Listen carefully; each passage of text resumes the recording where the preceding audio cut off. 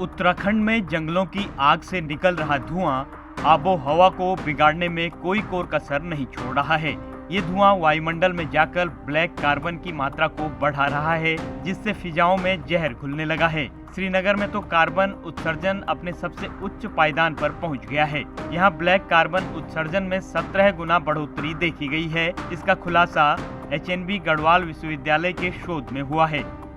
तो आजकल जंगलों में आग लग रही है, उसके कारण अगर आप देखेंगे जो ब्लैक कार्बन की जो कंसंट्रेशन है, जो अगर आप देखेंगे कुछ भी चीज़ जलती है उससे कार्बन के छोटे छोटे पार्टिकल रिलीज होते हैं और वो वायुमंडल में फैलते हैं।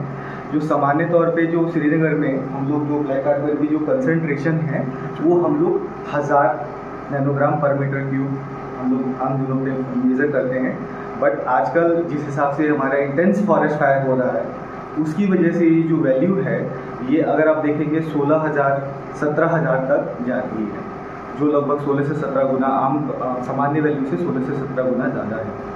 तो ये एक सोचने का विषय है। हेमवती नंदन बहुगुणा गढ़वाल केंद्रीय विश्वविद्यालय के चौरास परिसर में अत्याधुनिक मशीनों से पर्यावरण में हो रहे परिवर्तन पर नजर रखी जा रही है, लेकिन अध्ययन में जो आंकड़े सामने आए हैं वो बेहद चिंताजनक हैं।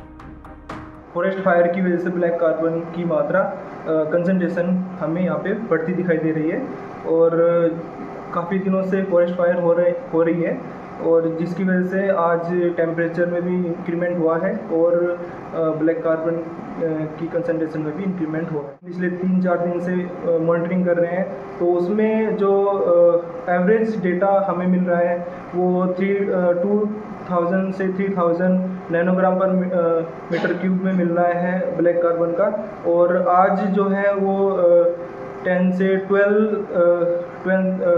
से 16 टाइम्स बढ़कर हमें वैल्यू मिल रही है।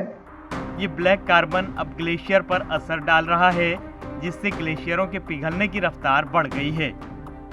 इस फॉरेस्ट फायर की वजह से जो ब्लैक कार्बन ऊपर जा रहा है ये सीधे हमारे ग्लेशियर्स को भी इफेक्ट कर रहा है और उस वजह से जो ग्लेशियर है वो आसानी से पिघलते जा रहे हैं। जंगलों में लगी आग से निकलने वाली धुंध इंसानों की सेहत पर तो असर डाल ही रही है, साथ ही वन्यजीव भी इससे अछूते नहीं हैं।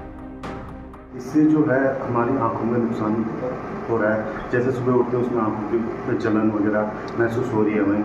हमारे जो बॉडी में है जो हम सांस ले रहे हैं उस सांस को लेने में भी हमें तकलीफ हो रही है। हमारे प्रॉपर ऑक्सीजन हमको मिल नहीं पा रही है इस फॉरेस्ट फायर की वजह से, जिससे हमारा ऑक्सीजन लेवल भी कम हो रहा है और जो हमारे आसपास में जितने भी जीव जंतु हैं उनके लिए भी ये बहुत हानिकारक है।